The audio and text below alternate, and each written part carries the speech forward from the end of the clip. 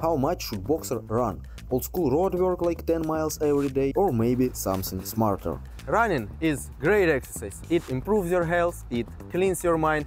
If I want, I will run here every day just to enjoy life, and I will remain a decent boxer. But I am not fighting right now. I don't need to come to the ring one day and be the sharpest boxing version of myself.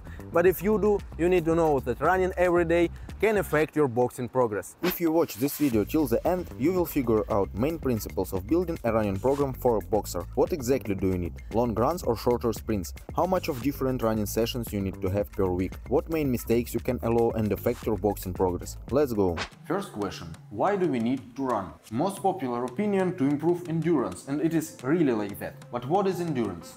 Speaking generally, there are two main systems in human body which supply muscles with energy. Aerobic system and anaerobic system.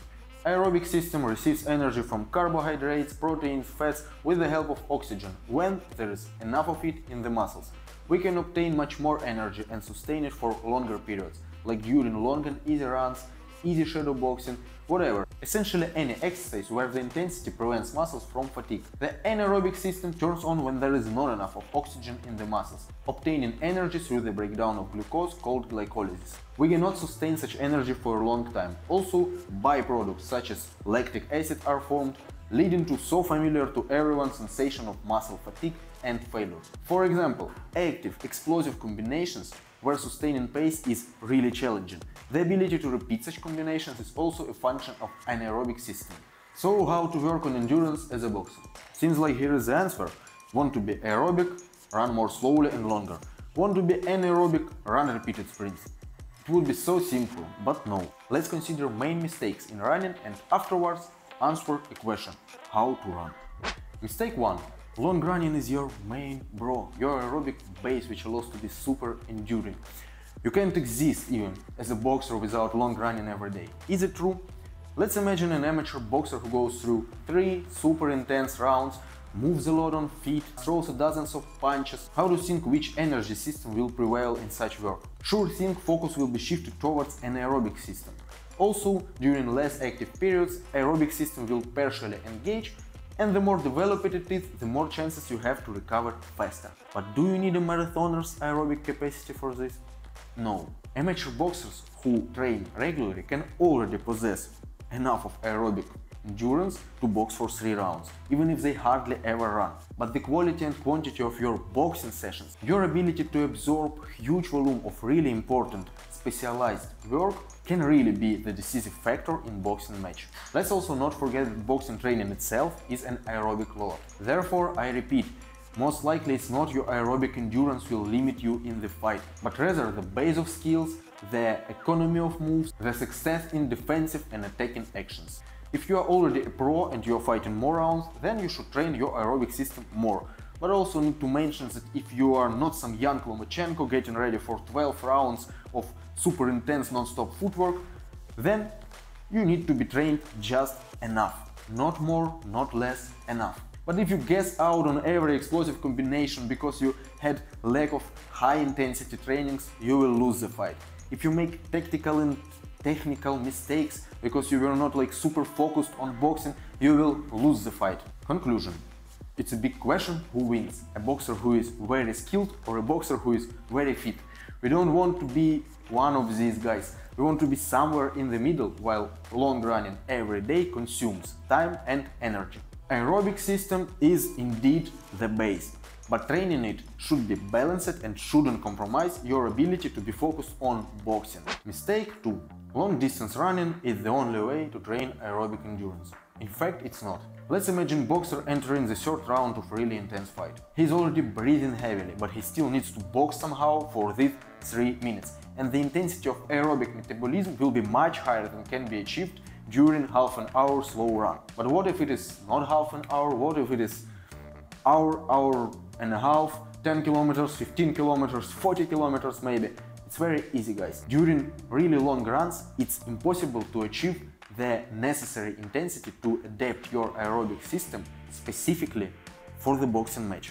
Conclusion: you need shorter and more intense intervals. Mistake number 3. You need to run a lot. Every day, preferably twice a day.